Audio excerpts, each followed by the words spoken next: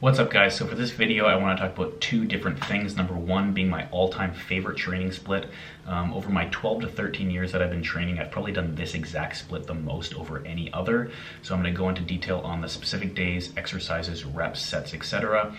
And then also talk about the Gymshark blackout sale, which is starting on the 19th at 7 a.m. PST. And I essentially build 5 different outfits, one for each particular day of the split and how I personally would dress, and have them all under $50. So 5-day split, 5 outfits. Let's get started. All right, so I ended up writing everything on my phone. I'm gonna put screenshots up here so you can see what I'm looking at. But it's 5 training days with 2 rest days, so 7 days total. Sorry, day 1 being push, so that's gonna be chest, tricep, and shoulder. Day 2 being pull, which is back and bicep.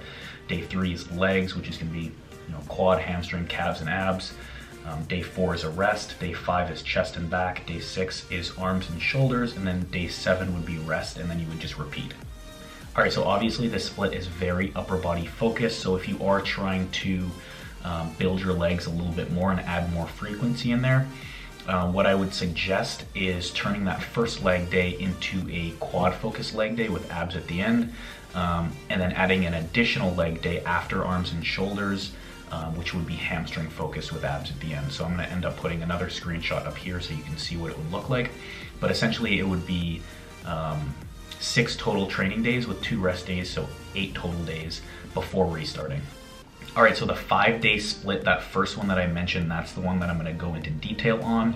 And for each day as I talk about it, again, I'm gonna be putting screenshots up here so you can see exactly what I'm looking at. I'm also gonna write down the entire thing in the description box in case you wanna copy it and put it on your phone or whatever. But day 1 is push, so that's gonna be chest, shoulders, and triceps. As you can see up here, I'm starting with barbell bench press. For all of these, I really like to start with a heavy compound movement with lower reps for the most part, and then as I progress throughout the workout, typically go lower in weight and higher in reps. All right, so for barbell bench press, exercise 1 of day 1, as you can see the reps for each set, it goes 12, 10, 8, 6, and then I have a comma 12 to 15. So essentially that's going to be kind of like a reverse pyramid when it comes to the reps. And essentially each set you're increasing the weight, but you're decreasing the reps. So you end with a really heavy set of 6, and then it's actually a drop set down to 12 to 15 reps. So for example, maybe, my heavy set of 6 might be 225 pounds, and then I would immediately maybe, strip a 45 off the bar, and then do 12 to 15 reps right after that without any rest. All right, so the only other thing I want to note for day 1 is that for number 4, the dumbbell shoulder press, and then there's an X, dumbbell lateral raises. When I separate 2 movements by an X, that just means it's a superset and there's not going to be any rest involved.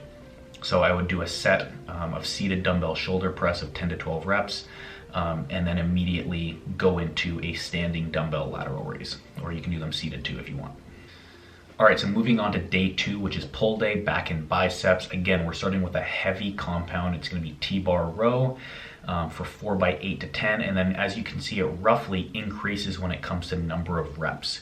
And then we get to the biceps, and then we move back down to 10 to 12, and then back up to 12 to 15. All right, so for day 3, legs and abs, we're starting with a super heavy barbell squat with 5 by 5 reps. And then the 1 by 12 to 15 this time actually isn't a drop set. You're just gonna drop the weight, maybe take 60 seconds as a break, and then do another set at a lower weight. All right, so now that days 1 through 3 are out of the way, I did wanna mention rest times. Typically, the first 2 exercises of all 3 of those days are going to be really focused on moving max amount of weight. And that usually requires longer rest times. So for the first 2 exercises of each of those 3, push, pull, and legs, I'll typically rest closer to 2.5 minutes, and really let my body fully recover before I go into another heavy set. And then for the rest of the workout, rest times typically will drop down to maybe a minute to a minute and a half. Now for days 4 and 5, they're a little bit different than the previous 3 days, where I really like to focus on shorter rest times, lots of supersets, and really just tearing up the muscle. So for day 4, we have chest and back. I'm sorry, day 4 is really a rest day. Then the next day, the next training day is chest and back, where we have barbell bench press with barbell row, incline dumbbell bench press with single arm dumbbell row. And if you can't tell, when I do supersets, I really like to keep them convenient when it comes to in the gym.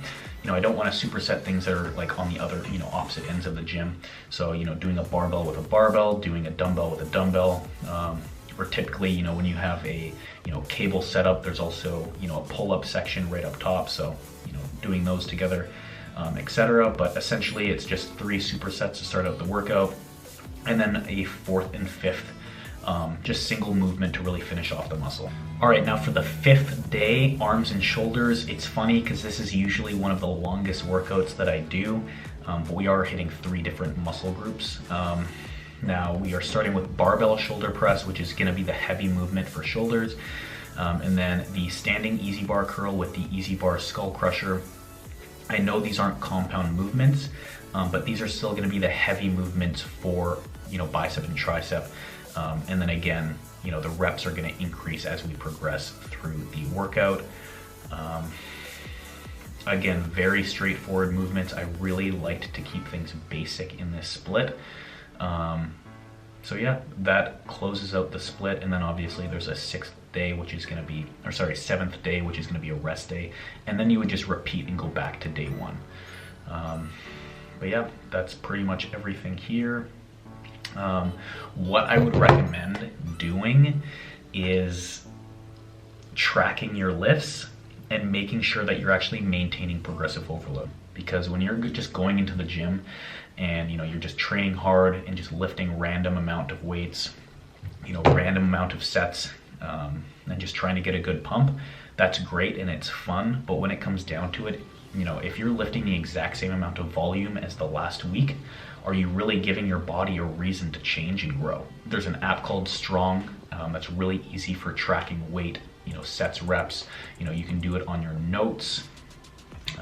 You can just use a pen and paper.